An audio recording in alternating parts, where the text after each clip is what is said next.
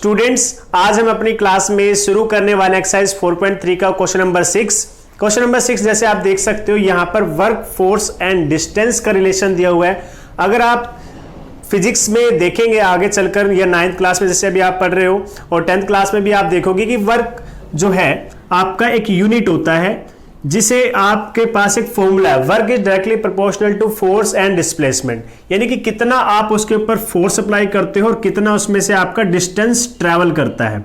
तो आपका normal formula क्या होता है, work is equal to force multiply distance, कि कितना डिस्टेंस उसने ट्रैवल किया है। ठीक है, the amount of force and the amount of distance travelled, इससे आपका क्या बनता है, वर्क बनता है। तो आपको इस क्वेश्चन में क्या कहा गया है कि आपको वर्क डन फाइंड आउट करना है, एक इक्वेशन बनानी है जहां पर फोर्स क्या रहेगा, कांस्टेंट रहेगा। फोर्स क्या है, कांस्टेंट, यानी कि बार बार चेंज नहीं होगा। फोर्स की वैल्यू ने दी है 5 न्यूटन, ठीक है 5, और डिस्टेंस को हम क्या मान रहे हैं यहां पर x, कि x डिस्टेंस उसने कवर किया होगा, x डिस्टेंस हमने क्या किया होगा, कवर किया होगा। और वर्क डन की आंसर कितना आएगा, ठीक है ना, कि वर्क डन होने के बाद आंसर कितना आएगा। जैसे फोर्स अप्लाई कर दिया, डिस्टेंस अप्लाई कर दिया, डिस्टेंस क्या हो गया x, तो आपका वर्क डन कितना हुआ, तो उसे हम लेट कर रहे हैं y, उसे हम क्या लेट कर रहे हैं y। क्लियर है, क्वेश्चन में सिर्फ इतना ही काम है, बाकी अब लिखना कैसे है वो बता देता हूं। ठीक है, क्वेश्चन कोई भी बिल्कुल भी ये आपके लिए मुश्किल नहीं था, बिल्कुल आसान क्वेश्चन था। तो चलो लिखना स्टार्ट करते हैं इसे कि किस तरीके से लिख सकते हैं। तो यहां लिखेंगे let the distance covered by applying the force, applying the force, जब आपने फोर्स लगाया तो डिस्टेंस कितना है, x यूनिट, ठीक है। And the work done, and the work done कितना हो जाएगा वर्क डन, जैसे कि मैंने कहा y यूनिट, ठीक है। फोर्स कितना है, फोर्स है 5 न्यूटन, क्योंकि जो फोर्स है उसे न्यूटन में मेजर किया जाता है अगर आप SI यूनिट की बात करें। ये सब आप फिजिक्स में सीखेंगे, लेकिन अभी हमें कुछ जो जरूरी चीजें थी क्वेश्चंस करने के लिए वो मैंने आपको बता दिए। तो according to question work done क्या है आपका, डायरेक्टली प्रोपोर्शनल होता है फोर्स एंड डिस्टेंस के। तो हम ये कह सकते हैं work is equal to force multiply by distance. I hope easy है और आपको अच्छे से समझ आ रहा है। तो वर्क डन तो क्या रहेगा, वर्क डन कितना माना हमने y, फोर्स कितना है 5, डिस्टेंस कितना है x, तो y is equal to 5x। ये हमारी क्या बन गई इक्वेशन। अब आपको क्या करना है, इसके लिए ग्राफ ड्रॉ करना है। ठीक है, क्या करना है आपको, ग्राफ ड्रॉ करना है। ग्राफ ड्रॉ करने के लिए आप क्या करोगे, एक टेबल बनाओगे। क्या करोगे, एक टेबल बनाओगे। तो टेबल कैसे बनेगी, ठीक है, ये मान लीजिए इक्वेशन नंबर 1 है। तो टेबल बनाने के लिए व्हेन, अगर आप इसमें अलग अलग अपनी मर्जी से अलग अलग वैल्यूज रख सकते हो। When x is equal to 0, जब आप x की वैल्यू 0 पुट करोगे तो क्या बन जाएगा, y is equal to 5 multiply 0 is equal to 0। That means x की वैल्यू 0 पुट करने से y की वैल्यू क्या आ गई, 0। जैसे कि हम हमेशा एक टेबल बनाते हैं तो यहां पर भी टेबल बना लेते हैं। ये आपकी टेबल बन गई, x की वैल्यू और y की वैल्यू। x की वैल्यू जब आपने 0 पुट की तो y की वैल्यू भी क्या आ गई, 0। अब मैं कहता हूं when x is equal to 1, जब मैं x 1 करता हूं, यानी कि 1 यूनिट डिस्टेंस ट्रैवल करता है कोई भी बॉडी, तो उसके ऊपर कितना वर्क डन होगा, 5 multiply by 1 is equal to 5 unit आपका वर्क डन हो जाएगा। तो y की वैल्यू क्या आ जाएगी 5, तो x की वैल्यू 1 पुट करने से y की वैल्यू क्या आ गई 5। अब हमें इसका क्या करना है, ग्राफ प्लॉट करना है। और ग्राफ प्लॉट करना कोई बड़ी बात नहीं है, छोटा सा आंसर आएगा इसका बिल्कुल। यहां से मैं आपको ग्राफ प्लॉट करके दिखा रहा हूं। देखो सुटेबल यूनिट्स रखना बहुत जरूरी है। y क्या है 0, 5, 10, यानी कि 5 की टेबल में चल रहा है। दैट्स मैं जब मैं y के पॉइंट्स रखूंगा तो उसे मैं 5 की टेबल में रखने वाला हूं। तो ये हो गया 0, यहां से 0 से 5, 5 से 10 और 10 से 15। ठीक है, इस तरीके से गैप मेंटेन होना चाहिए। दोनों के बीच में कितना गैप है 5, इसके बीच में भी कितना गैप है 5 और इसके बीच में भी कितना गैप है 5। ये आपको हमेशा ध्यान रखना है जब भी आप ग्राफ प्लॉट करोगे तो ग्राफ के अंदर जब पॉइंट्स लेट करते हो तो उनके बीच का गैप हमेशा इक्वल होना चाहिए। अब x की बारी है, आपकी मर्जी है आप कितना लेना चाहते हो। मैं यहां पे लेट कर रहा हूं 1 और यहां पर लेट कर रहा हूं 2, इसी तरीके से यहां पर 3। ठीक है, अब जैसे कि आपको पॉइंट्स मिले वो प्लॉट करते हैं।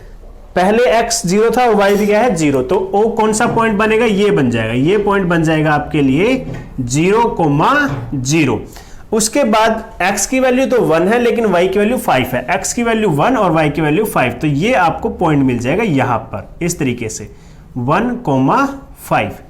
अब जब आप इन दोनों को ज्वाइन करेंगे, इस तरीके से ज्वाइन करो और आगे की तरफ एक्सटेंड कर दो। ठीक है, ये हो गया आपका ग्राफ। तो ये आपके ग्राफ इस पे शो भी कर सकते हो आप इसके ऊपर लाइन y = 5x, क्लियर है, और ये पीछे की तरफ थोड़ा शो कर सकते हो। तो ग्राफ बना दिया, इक्वेशन बना दी, टेबल बना दी, ग्राफ बना दिया। अब रह क्या गया, रह गया आपका इसके अंदर दो चीजें पूछी है कि आप ग्राफ को स्टडी करो, ग्राफ को स्टडी करो और उसमें से बताओ अगर डिस्टेंस जो है बॉडी ने 2 यूनिट ट्रेवल किया होता तो कितना वर्क डन होता।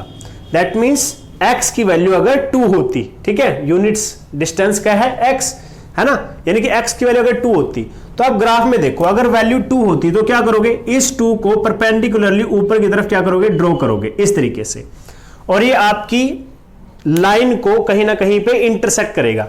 अब इस पॉइंट पर एक पॉइंट लगाओ और इसे क्या कर दो, ज्वाइन कर दो सामने वाले y के साथ।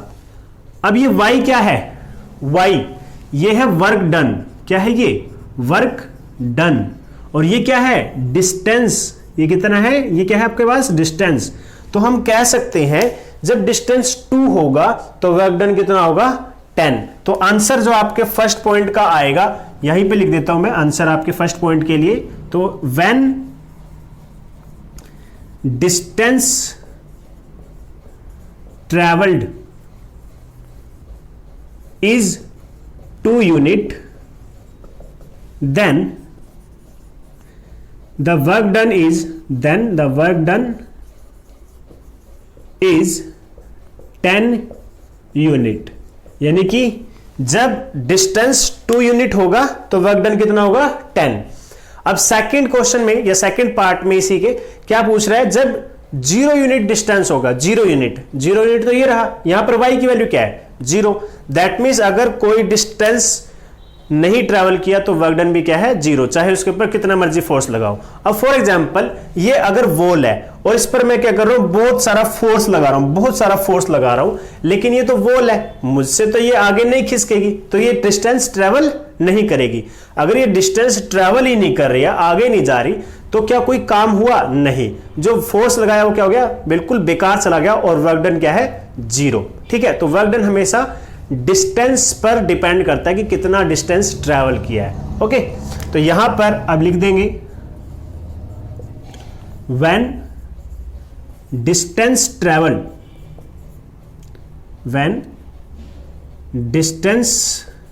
Travelled is 0 unit, then the work done is also 0 और यहां पे आप लिख सकते हो हमने ये सारी वैल्यू कहां से प्राप्त की है, ग्राफ से, where we obtain these informations from our graph। Okay, तो ये था बिल्कुल सिंपल क्वेश्चन। अगर आपको लगता है कि कुछ पॉइंट्स आपके रह गए हैं या आपको क्लियर नहीं हुए तो वीडियो को दोबारा से स्टार्ट करो, दोबारा से देखो, ठीक है, बिकॉज क्वेश्चन बहुत इजी है और बहुत ही इजी लैंग्वेज में मैंने आपको समझाया है, और ये प्रॉपर एक क्वेश्चन है जिसे आप अपनी फेयर नोटबुक में नोट डाउन कर सकते हैं। चलो क्वेश्चन नंबर 6 के बाद अब 7 स्टार्ट करते हैं। 7th क्वेश्चन अगर आप ध्यान से देखते हो तो इसके अंदर क्या है, यामिनी और फातिमा 2 फ्रेंड्स हैं, और दोनों ही फ्रेंड्स ने क्या किया है, जैसे अभी कोरोना चल रहा है तो बहुत सारे लोग क्या कर रहे हैं, रिलीफ फंड में पैसा डोनेट कर रहे हैं जिससे कि लोगों की हेल्प की जा सके। तो इसी तरीके से यामिनी और फातिमा ने भी क्या किया है, अर्थक्वेक के लिए प्राइम मिनिस्टर रिलीफ फंड में 100 रुपीज दोनों ने मिलकर कंट्रीब्यूट किया। देखो छोटे बच्चे हैं, उन्होंने कुछ तो कंट्रीब्यूट किया, तो दोनों ने मिलकर 100 रुपीज क्या है कंट्रीब्यूट किया है प्राइम मिनिस्टर रिलीफ फंड में। तो आपको इसके लिए क्या बनाना है, एक लीनियर इक्वेशन बनानी है और दूसरा उसका ग्राफ बनाना है। तो सिंपल सा क्वेश्चन है, कोई इसके अंदर डाउट नहीं है। सबसे पहले हम लेट करेंगे, लेट द मनी, है ना, पैसा जो है, let the money donated bye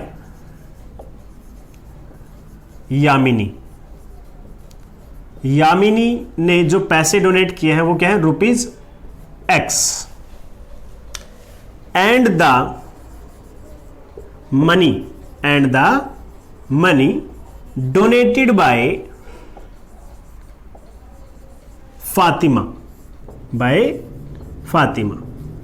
Fatima ने जो पैसे डोनेट किए हैं वो क्या है, रुपीज Y। और क्योंकि क्वेश्चन में क्या कहा, दोनों ने मिलकर टोटल पैसे जो दोनों के मिलाकर होते वो कितने थे, 100, तो फातिमा के और यामिना के दोनों के ऐड कर दो। तो अकॉर्डिंग टू क्वेश्चन फातिमा और यामिनी दोनों के पैसे अगर ऐड करूं तो कितने रुपए बनेंगे, 100। ये क्या हो गया मेरा linear equation in one variable. तो हम कह सकते हैं this is the required linear equation in 2 variable. Okay, अब हमें क्या कहा गया, इसका ग्राफ बनाना है। ग्राफ बनाने के लिए आपको क्या चाहिए, सॉल्यूशन, यानी कि टेबल। अब टेबल बनाते हैं, चलो बनाते हैं अपनी टेबल, ठीक है, x और y। जब आप इस क्वेश्चन में x की वैल्यू 20 पुट कर दो, चलो 20 की जगह 30 पुट कर दो, मैं पुट कर रहा हूं, अपनी मर्जी है, ठीक है, 1 2 मत पुट करना, put x is equal to 30, तो y की वैल्यू क्या आ जाएगी, y 30 plus y is equal to 100। अब 30 क्या होगा, ट्रांसपोज होगा, तो y की value 100 minus 30 which is equal to 70। तो जब आपने x की वैल्यू 30 रखी, y की वैल्यू क्या आ गई, 70। अब when, अगर x की वैल्यू जब आप क्या रखेंगे, मान लीजिए मैं 50 रख देता हूं, ठीक है, तो क्या हो जाएगा, 50 plus y is equal to 100। तो y की वैल्यू जब 50 इधर जाएगा ट्रांसपोज होके, तो y is equal to 100 minus 50 is equal to 50। That means जब आपने x की वैल्यू 50 रखी तो y की वैल्यू भी कितनी आ गई, 50 आ गई। वेरी सिंपल है, बिकॉज आपको देखना है यहां पर कि हो क्या रहा है, ठीक है। अब आप इसके लिए ग्राफ ड्रॉ कर सकते हैं और आपकी मर्जी है आप क्या वैल्यू पुट करते हैं, 1 2 3 4 भी पुट कर सकते हो, लेकिन उससे क्या होगा, आपका ग्राफ प्लॉट जब करोगे तो थोड़ी प्रॉब्लम आएगी, बिकॉज 100 में 70 में 30 में वैल्यूज आ रही है, बड़ी बड़ी वैल्यूज आ रही है। तो आप जब गैप लोगे तो वो भी तो कुछ ऐसा लोगे जिसमें गैप बने, तो यहाँ पे आप 10 20 का गैप लेने वाले हो। अब 10 और 20 या 80 90 के गैप में 99 प्लॉट करने में प्रॉब्लम तो आएगी, है ना। तो इसीलिए मैं चाहता हूं कि जो पॉइंट्स लिए जाएं वो थोड़े इजी हो, क्योंकि जो हम काम कर रहे हैं वो थोड़ा आगे की सोचकर करना चाहिए। तो ये मेरा बन गया ग्राफ, यहां पर प्लॉट कर देते हैं 10 20 30 40 50 60 और यहां प्लॉट कर दिया मैंने 70, ठीक है, 10 20 30 40 50 60 70। और यहां पे भी इसी तरीके से 10 20 30 40 और 50 और 60। एक्स एक्सिस है ये, क्योंकि हमारे पास ये y डैश और ये x डैश और ये y डैश। अब यहाँ पे y, ये y रुपीज वाला है और इस y के लिए यहाँ पे एक और y लगा देंगे और एक यहाँ पर x और ये क्या हो गया 0। अब देखो x की वैल्यू 30 तो y की वैल्यू 70, x की वैल्यू 30 और y की वैल्यू 70। तो जब आप इसे कंपेयर करोगे तो कुछ लगभग यहां पर ये पॉइंट आने वाला है, ठीक है। उसके बाद जब 50-50, y की वैल्यू 50 और x की वैल्यू 50, तो लगभग यहां पर ये पॉइंट आ जाएगा और इन दोनों को क्या कर दोगे आप, ज्वाइन कर दोगे। दोनों को क्या करेंगे, ज्वाइन, इस तरीके से, ठीक है। थोड़ा सा क्योंकि आपके पास स्केल होगा, मेरे पास स्केल नहीं है, तो आप थोड़ा सा ठीक से लाइंस बना सकते हो। और इस इक्वेशन का नाम लिख दो यहाँ पर, x plus y is equal to 100 इन पॉइंट्स का नाम लिखो या ना लिखो, लेकिन इनकी कोऑर्डिनेट्स लिख दो 50-50 और यहां पर 30-70। सो this is your required answer. बिल्कुल छोटा सा क्वेश्चन था और बहुत ही ज्यादा आसान भी। तो चलो अब क्वेश्चन नंबर 8।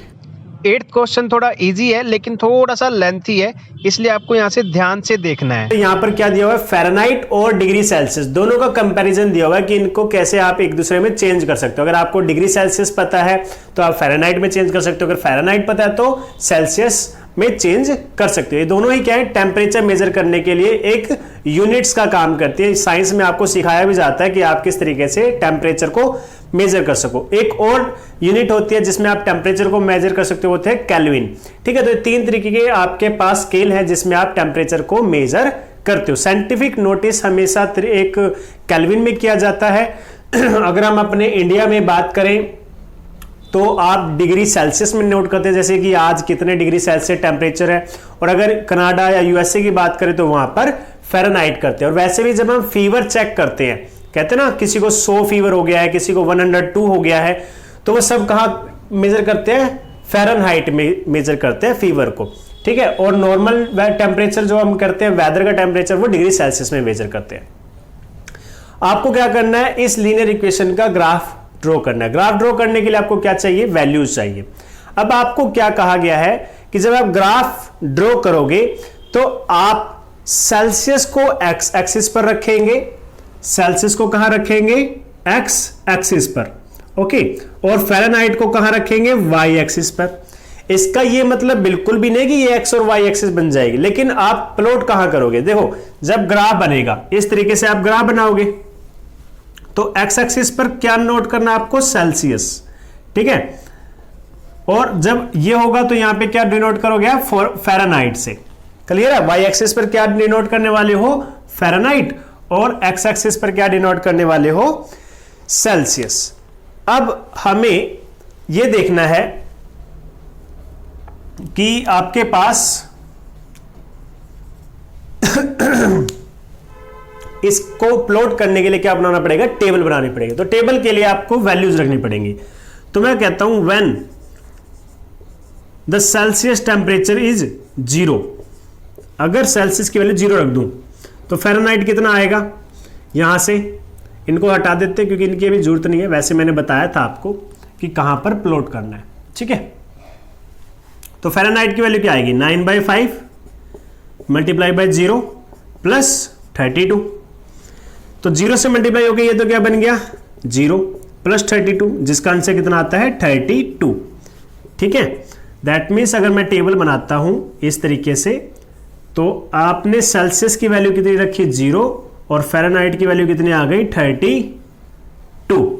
इसी तरीके से when put Celsius is equal to 5 की वैल्यू रख दो तो फ़ारेनहाइट की वैल्यू क्या आ जाएगी, 9/5 मल्टीप्लाई 5 प्लस 32।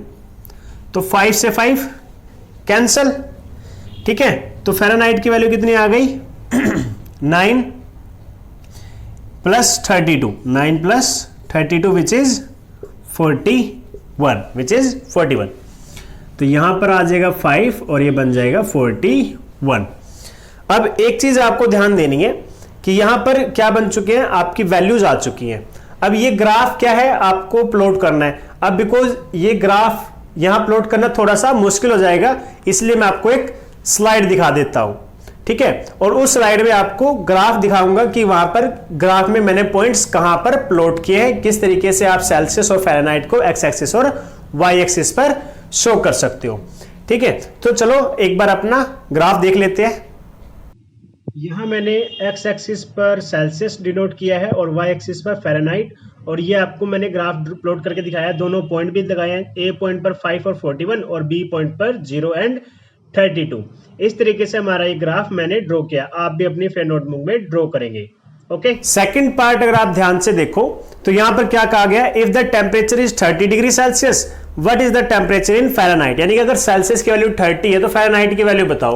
तो कौन सा बड़ी बात है, यहां पर हम कहेंगे व्हेन सेल्सियस इज 30 डिग्री, तो फ़ारेनहाइट की वैल्यू क्या आएगी, F इज इक्वल टू 9/5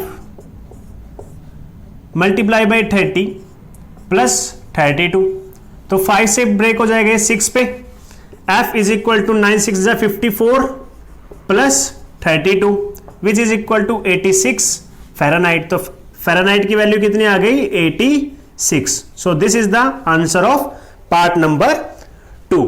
अगर मैं पार्ट नंबर 3 की बात करूं तो यहां पर आपको कहता है 95 डिग्री फ़ारेनहाइट है। अब इसको चेंज कर रहे हैं थर्ड पार्ट में, ठीक है।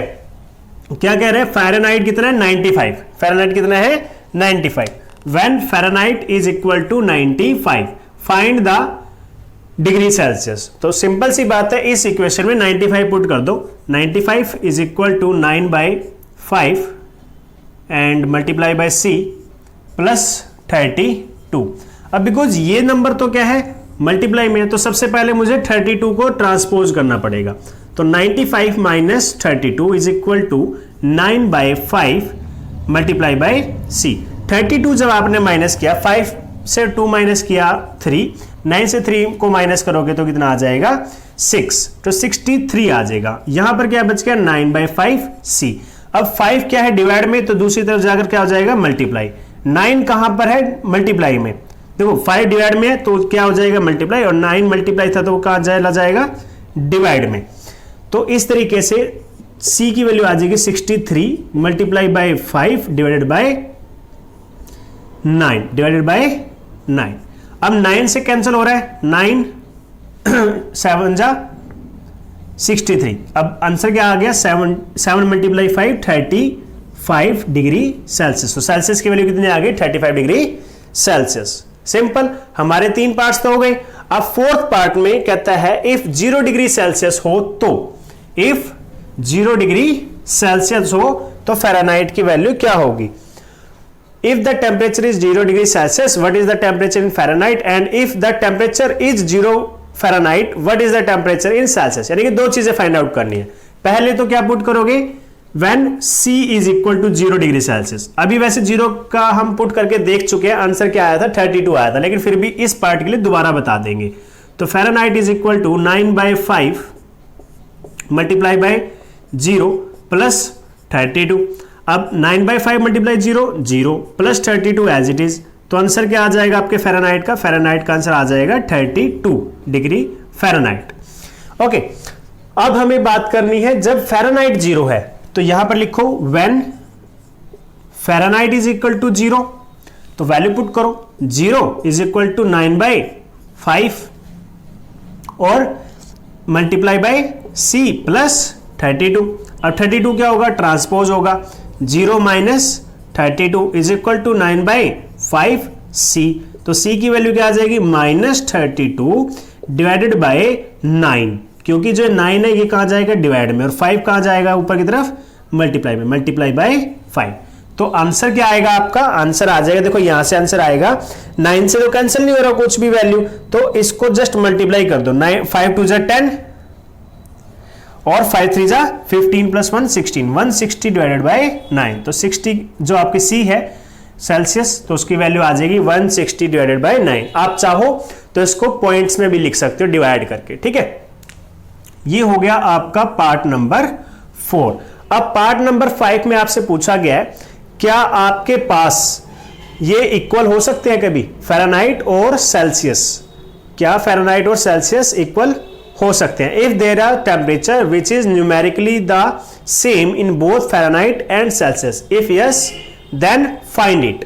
तो सबसे पहले आंसर तो क्या है यस, ऐसा पॉसिबल है, लेकिन ऐसा पॉसिबल कब होगा वो फाइंड आउट करने के लिए हम क्या करेंगे, फ़ारेनहाइट और सेल्सियस दोनों को इक्वल लेट कर लेंगे। तो यहां लिखेंगे let F is equal to C, ठीक है। Now put in equation number 1, जो हमारी फर्स्ट इक्वेशन थी इसके अंदर पुट कर दो, दोनों तरफ क्या पुट कर देंगे F पुट कर देंगे। F is equal to 9/5 and F, C की जगह भी क्या पुट कर दिया F पुट कर दिया प्लस 32, ठीक है।